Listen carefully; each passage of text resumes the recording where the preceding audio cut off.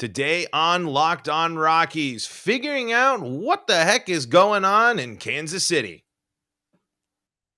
You are Locked On Rockies, your daily Colorado Rockies podcast, part of the Locked On Podcast Network, your team every day.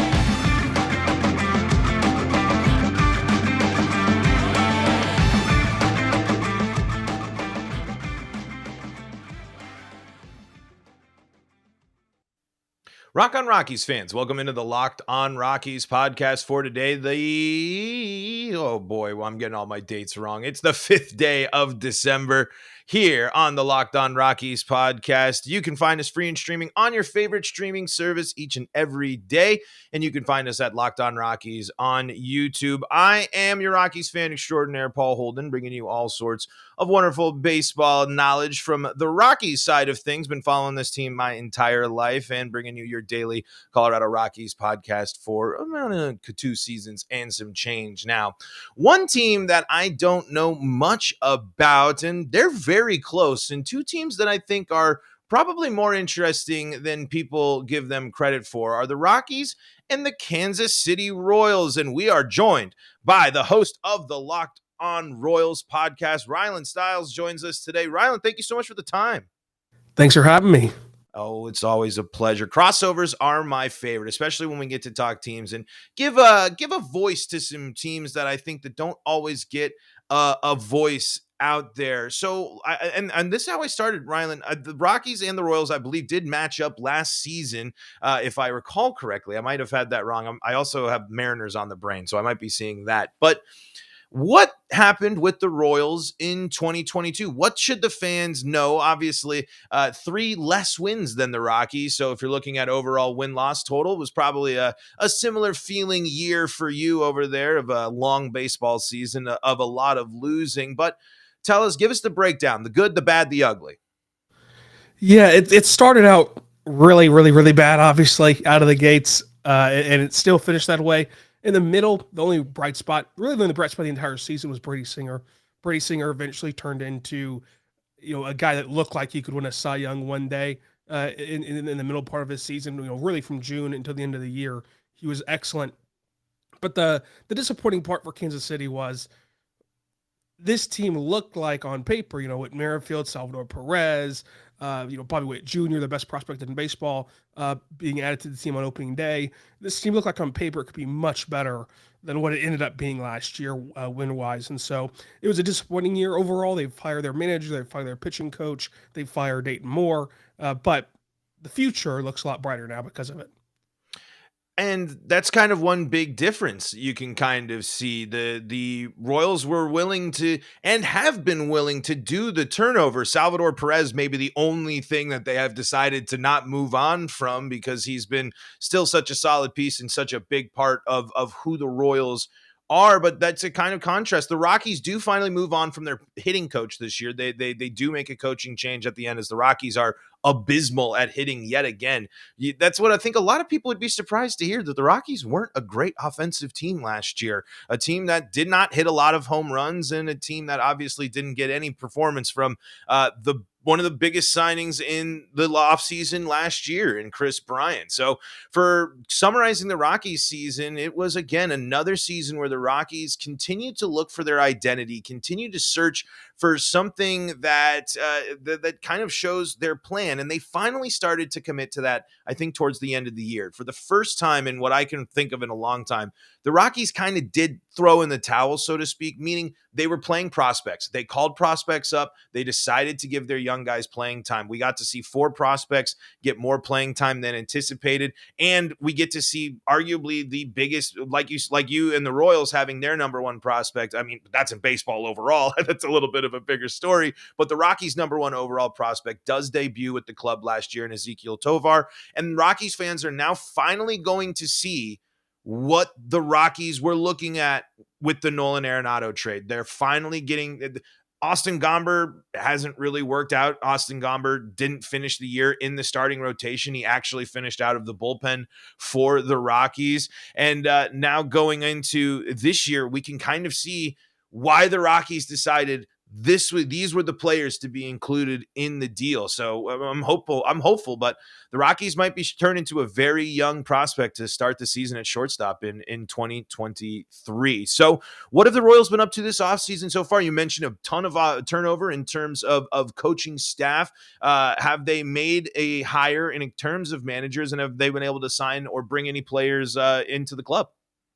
Yeah, so it's been awesome to see that the Royals, got a new owner during the kind of the COVID period. So I've been calling this kind of his first true off season as owner of the Royals, because Dayton Moore is now out of the way and he gets to run things with an entirely new regime that was not under Glass. So Sherman is now getting to run things his way. And what's been encouraging for Royals fans, I think, is Sherman comes from Cleveland, and the higher up manager has been Matty Q from Tampa Bay, and then the pitching coach is from Cleveland. And so for small market teams to win, I think you have to model yourself after Cleveland and Tampa Bay. And it looks like Sherman is going to do that with Kansas City. And that's like the only pathway to sustained success. I mean, Dayton Moore built up what was described as, the best prospect system and farm system in baseball, in like 2010, 2011, 2012, in that range. That's what the Royals were known as. And all those talented pieces only managed to be 2 playoff appearances. And so you got to find a way to be sustainable, and that's what Tampa Bay and Cleveland does. So getting people from those organizations into this organization, I think, will do wonders for Kansas City. But yeah, they so far have made those 2 hires. It's awesome to see that, but so far they haven't done anything with the players side of things yet. Hoping for maybe some winter meetings probably to kick things off for them. Yeah, I wonder how much they're going to do in the sense of player acquisition. I think that they're going to go out and try to find a veteran starter. Maybe that's bringing back Zach Greinke. Maybe that's bringing back Zach Greinke plus somebody else. But I think they're going to add to that rotation. I'd be surprised if they didn't add to the bullpen in some capacity. But the lineup per se, maybe an outfielder. But for the lineup, you look at it up and down. You're not taking away Bobby Witt Jr. out of that lineup. You're not taking away MJ Melendez out of that lineup. You're not taking away Salvador Perez or Vinny Pasquantino out of that lineup. So that's already 4 slots right there. You have Alberto Mondesi, if he can ever stay healthy, that you still would like to get at bats to when he's healthy. He's played at a really high level at times.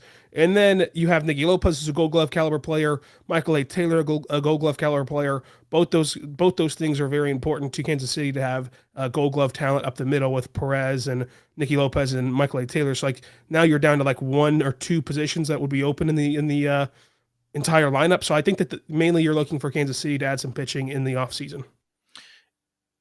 Man, that is it's there's a lot of similarities between these teams, but one of the big things too that I was taken back when I was thinking about when you were breaking things down for us was new ownership for the Royals. And what does that new ownership do? Brings in pieces from successful organizations that aren't we are just going to buy in tons of money. It isn't bringing out people from the Dodgers, people from Houston, and so to speak. That's the right thing to do for teams like this. And that's something I wish the Rockies would do. The Rockies continuously hire from within the organization that has yet to win the NL West instead of this team. I mean, the Guardians weren't supposed to be anything last year. And what do? Make an incredible postseason run and show that they have a ton of really exciting, awesome players. Now, are they going to commit? We'll see about that. The Guardians got to have a habit of moving on from players, I think, a little too quickly, in my opinion. But it's got to be so refreshing to see that type of stuff, to see change like that. And I sit here and I say all the time, the Rockies are just desperate for someone there's someone out there that can crack the Coors Field enigma. There's just somebody out there that can come help this team. And this team thinks, nah, we got it. And why should we trust them? Yeah, it is incredibly refreshing to have just a new take on everything from the Royals front office and coaching staff. I think that not hiring a retread manager is a big step in that direction, not getting a Ned Yost or Mike Matheny type of person. Also, I mean, you look at Dayton Moore and he gets a lot of praise, but he's went to 2 World Series in his career in Kansas City. And even with those seasons in play, the Royals have the worst record in baseball in his tenure. So like, that's pretty bad. That kind of shows how bad he's been, that you can go to 2 World Series and still in your career in an organization be the worst team in baseball. So it obviously wasn't working. I think it was mainly just the fact of Small market teams can't hold on to guys for too long. Like they held on to Whit Merrifield, and Whit Merrifield never went to the playoffs with Kansas City, and you didn't trade him until he's quite literally having the worst in his career statistically in every category, both in the field and at the plate. So holding on to guys too long was Dayton Moore's big problem. Obviously, people from Cleveland and Tampa Bay are not going to do that. Interesting that you say that. I'm okay. That makes me think of something interesting. I'm going to ask you a question here about that in the theme of that. But before we do that, got to tell you about some of the folks that help make these shows possible, and that includes BetOnline. BetOnline.net is your number one source for your sports betting info, stats, news, and analysis. And as we know, it is sports overload right now with the World Cup and basketball, hockey. Everything is going on right now. And guess what? You can even check out futures bets for baseball. If you can't wait to get in on the action, you can't wait to bet on the Royals and the Rockies. I know that's at the top of everybody's mind. Well, they got you covered at betonline.net. They got the latest odds and trends for every professional and amateur league out there, from football, basketball, soccer, and even the esports. It's all there at betonline.net. They're the fastest and easiest way to get your betting fix. Head to the website today. That's betonline.net. You can even use your mobile device to learn more about the number one source for sports betting info, stats, news, and analysis. That's BetOnline, where the game starts. Little crossover action going on here. Locked On Rockies, Locked On Royals. Thanks for making us your first listen of the day. You said small market teams shouldn't hold on to players too long. While I have been pushing back on the notion that the Rockies are a small market team, I don't think they get to hide behind that anymore. When I hear small market, I think Kansas City, and I would say Kansas City and the Rockies are in two different spaces when it comes to market size. I would say Denver is a considerably larger market size than Kansas City. Maybe I'm wrong, but in terms of what I think of it in the national scale of things, I'm trying to buck the trend. Should the Rockies have traded? So do you think the Rockies should have traded Nolan Arenado?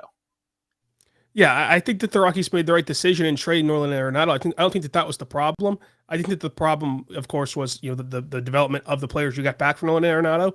I think that it's tough, right? I mean, the Rays trade Evan Longoria, and he's like the guy. Like for that Rays franchise, he was the first and last true just superstar they've ever had. So trading him was very hard to the Giants, but it results in them going to the World Series again in 2020 and having sustained success. Like making those moves are very, very, very difficult. And now maybe, like you said, for the Rockies, who will go out and spin for Chris Bryant, they'll go out there and pay for a free agent. It's different. That's kind of how I view small markets. We can get into like whose metroplex is bigger. I don't really care about that. Right. I care about how your ownership operates your team. If they're willing to spend, that changes everything.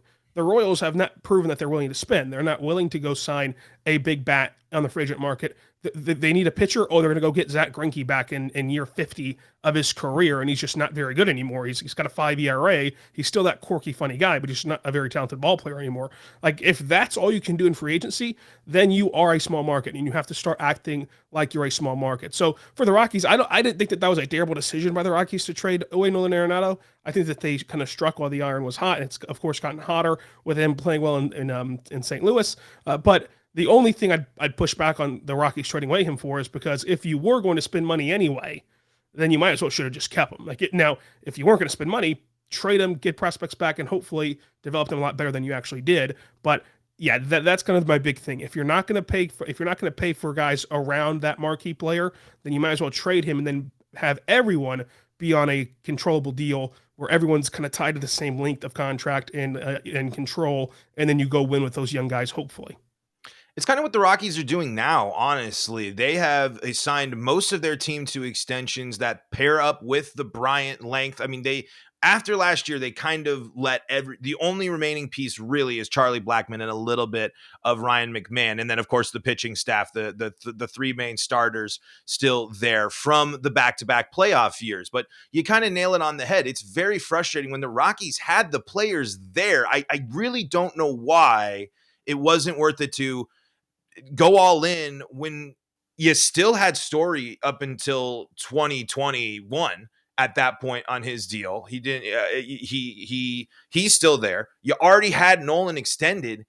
you really were the CJ Crone away. And then finally, I mean, at that point, with back-to-back playoff appearances, and yes, 2019, the back half was a mistake, and then the world changed in 2020. But let's say it doesn't, and you had the chance to go out to the pitcher finally in free agency and say, come to Colorado. We have success with these pitchers. They have shown that they can handle it. They can help you. And then but to protect you, your infield is Nolan Arenado, Trevor Story. And then at that point, it could have been Ryan McMahon playing second base and just move DJ LeMahieu to first. I mean, all the pieces for the Rockies to go all in were kind of there. And that's why I'm curious. I mean, you mentioned the Royals having the most losses in baseball, the worst record, but 2 World Series appearances. Isn't it worth it? I don't know. I mean, for me, the Rockies back-to-back playoff appearances were incredible, but one of the biggest frustrations as a Rockies fan is constant mediocrity, where we're not there, we're just missing a wild card, but we're not, acknowledging that we're going to rebuild. The Rockies don't even say the word rebuild. Yeah, for the Royals' perspective, it's absolutely worth it, right? In my lifetime, they've been to the playoffs twice, but on the flip side, though, here's the problem. In my lifetime, they've been competitive twice. Like the terrible team, 100-loss team, 80-loss team, 90-loss team my entire life, except for those 2 times that you got to the playoffs. One was a wild card appearance. One, of course, was the one in the division, but both times got to the World Series, which I would not trade those years in at all for the world. What has happened in Kansas City that I disagreed with Dayton Moore was in 2016. Okay, I get it. You just won a World Series. You're not going to trade them. That's too extreme even for the Rays to do. You're not going to trade them before you even have ring night on your first World Series championship for this generation, second in the Royals history. I'm fine with that one. So, but you missed the playoffs 2016 with that same core. 2017, you know that Hosmer's going to get outpriced. Lorenzo Cain's going to get outpriced out of your market size, what you're willing to spend, and you know the team's also not good enough to go to the playoffs as they weren't the year before.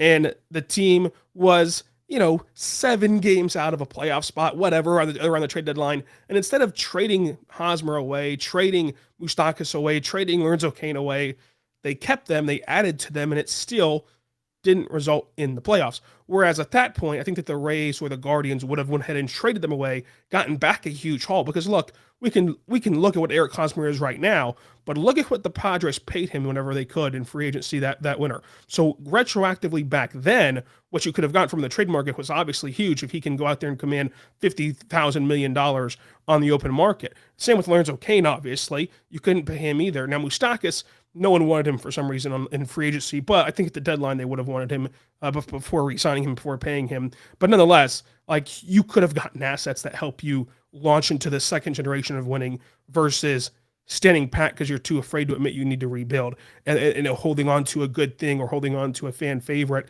Sometimes you can't play with your emotions, so to say, whenever you're building a team.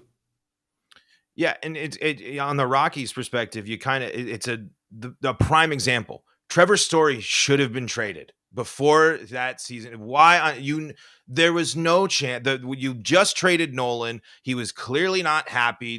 He was going to leave. I mean, it was going to take the Rockies. If the Rockies backed up a truck and dumped it, he would have stayed. I think most people would have. It doesn't matter the situation. They would have taken if the Rockies overpaid. But the Rockies lose John Gray and Trevor Story going into 2022. And all they get in return for those 2 players, 2 really key pieces of their success. John Gray John Gray would have been the best pitcher statistically in the Rockies rotation this year with how much the Rockies starters underperformed this year. I would have happily had him again, but the Rockies got one draft pick from Trevor Story and John Gray. I mean, it just seems like if you're going to not have those players on your team, from a team that, like we mentioned, is willing to spend money and extend people. This is a team that has now extended German Marquez, Ryan McMahon, Antonio Senzatella, Kyle Freeland. I mean, they are willing to extend these players. It's just interesting the players the Rockies have chosen to extend and buy into, and instead of something like a Trevor Story. But they did have Tovar. They did have things in the future. There were plenty of changes along the way. But it's interesting to see, and would be refreshing if the Rockies were starting to mix things up a bit as well. I want to ask a bigger picture question to you here, Rylan. But before we do that, here's this. Locked On Rockies, Locked On Royals crossover action. First time. Very exciting. We're having a great conversation here about philosophy. I mean, it's really nice to just kind of talk about two teams that have similar philosophies, but one team kind of moving, because the Royals have a lot of history. And one of my favorite ballparks I got to go through, they have a beautiful ballpark over there. They really, I mean, people like the Royals and like the experience. So really hoping to see, do you expect, you mentioned at the beginning of this episode, we'll kind of go full circle. We talked about everything going into next year. Do they have the same, with the same team on paper? Do you see an improvement? Do you see mid 70 win team? I'm not saying third wild card team immediately, but are you seeing maybe 70 plus wins next year? I hope so. I think that kind of just is like Bobby Witt Jr. He didn't have that Adley Rushman year, much less having the Julio Rodriguez year, but he was touted as the best player out of that group. So can he use this offseason to adjust? Can he use this offseason to get better? And can he have his big breakout year? And if he does, well then, yeah, that lifts up your win total, because MJ Melendez is still there and good. Nick Prado, Vinny Pascantino. Again, the health of Alberto Mondesi, he practically didn't play this year, so that's like a brand new player that you add in. And we know what Salvador Perez can bring. I think that this team should be better win-wise for sure. Rockies get Chris Bryant back, they will be a better team. And if they add some, who knows? I really think the one thing the Rockies should go after, I think Rockies, Cody Bellinger seems to be a really good pair. It makes a lot of sense, I think, for both sides. It's not that much risk. You can trade away some of these other pieces you have to build up some depth.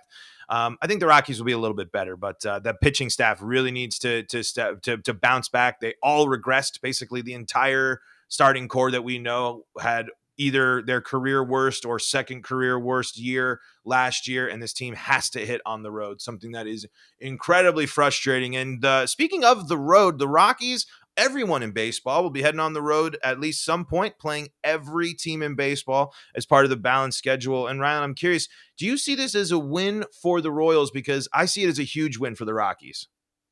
So I see it for a win for the Rockies, but a loss for the Royals. I think that the Royals are actually, and everyone in the Central, is actually the only teams that it's a huge loss for. Like the AL East, huge win for the AL East, huge win for the AL West, huge win for the NL West, East, etc. But I think that the Central divisions in both the leagues, really, the Central divisions are really hurt by it, because the Royals playing 16, 18 times a year against their divisional foes, that's a great thing if they ever want to get good again. Like, you're telling me that you would rather, not play the Guardians 16 times, or the Tigers, who are also in the same boat as the Royals, or the Twins, who are always up and down. It feels like there's no juggernaut in the Central Division, I think, in either league, besides the Cardinals being in the NL League. But when you look at the other divisions, though, there's like 5 juggernauts in all of them, especially in the NL East. So I think it's a huge win for baseball overall. For the Royals specifically, yeah, you'd rather beat up on the Tigers 16 times than have to venture out and play more games against actual good teams and actual just stellar teams. But I think that for the Royals fan base, and not being as shrewd as the win-loss column, it is awesome to see that these rule changes, I think, will do wonders for the fan base as a whole, because you are going to get to welcome in Mike Trout every year. You're going to get to welcome in Bryce Harper every year, and all these stars around baseball to Kauffman Stadium. It makes the value of your season tickets go up. Also, I think that the banning of the shift and the pitch clock and everything that they're doing on the field as well makes it for a better viewing experience. So I think that this is an amazing rule change, but for the X's and O's, wins and losses, it does hurt the Royals a little bit, but they haven't really taken advantage of this bad division anyway, so who really cares? As a team currently being dominated by one of those juggernauts, I simply never want to see in my life looking at the schedule, and the last 6 games of the season are all at LA. I cannot believe they were like, yeah. That's where it's like, if you want to go deep, some conspiracy theory, MLB is like, let's make sure the Dodgers have 6 games against the Rockies at the end of the season, just in case, And they're all keep reminding myself that this is a rule change. Like, I always, whenever I talk about the rule changes, I'm like, oh yeah, the shift, whatever. Because I've never viewed this as a problem, because for the Central Division, we don't care. Like, everyone's the same, pretty much equally bad in the AL Central. And then I look out and I'm like, huh. You know, it is pretty unfair that the Rockies going to play the Dodgers 16 times. Oh yeah, and the Padres 16 times. Oh yeah, and the Giants 16 times, who've never been bad in their entire league's, entire franchise history. Oh yeah, and the upstart little Diamondbacks 16 times. That's pretty rough. That's a pretty rough life for the Rockies. Yeah, but you nailed it on the head. It's overall better for the product of the game. Bringing the stars can finally go everywhere. Mike Trout's not locked to the West Coast. The show, I mean, how long it lasts, we'll see how much those two, the Trout Otani show is still together over there. But I'm with you there. And I used to be anti ban the shift. And then now I'm all for it. I think it's going to bring fans back to a game that they can understand and know and love, instead of, if you've not watched baseball and then you come back and you're like, why is there someone playing shallow center field and no one playing left on the left side of the infield? And the classic, because everyone asks me, because I have a lot of non-baseball fans, and they'll see the shift and they're like, why don't they just bunt it over there? And I'm like, honestly, it's a great question. I really don't know. I don't know why teams haven't just had players completely abandon the tactics, change their swing, and just whack it down in there. Probably because they're throwing 100 miles an hour and it's literally impossible to see the pitch anyway. But Rylan, that is going to wrap things up for us today. Really awesome conversation. I learning a lot about two teams that, again, have a lot to give, I think, and a lot more interesting things. And when fans are going to be able to see play teams like the Rockies and the Royals now, there's some stuff to watch. Where can they go? Make sure they're staying up to date with all things Royals and all thing you, because you are all over the place on the Locked On Podcast Network. You are a Kansas City sports guy. I appreciate it, Paul. You can find me on Twitter at Rylan_Stiles. Follow the show on Twitter, Locked On Royals, and also follow Locked On Thunder on Twitter as well. But Paul, this was great. It was awesome to have our first crossover, our first ever voice communication that we've ever had, I believe. So that was awesome as well. But yeah, great show. Glad we were a part of it. Let's do it again sometime. We will absolutely do it again. Lots of offseason still ahead. We're covering your favorite team every day here on the Locked On Podcast Network. If you want to stay up to date with me and the Rockies, I am Paul Holden. You can find me at Paul Holden33 and the show at LO Rockies. Thank you so much for making us your first listen of the day. This is Paul Holden saying so long from the Locked On Podcast Network.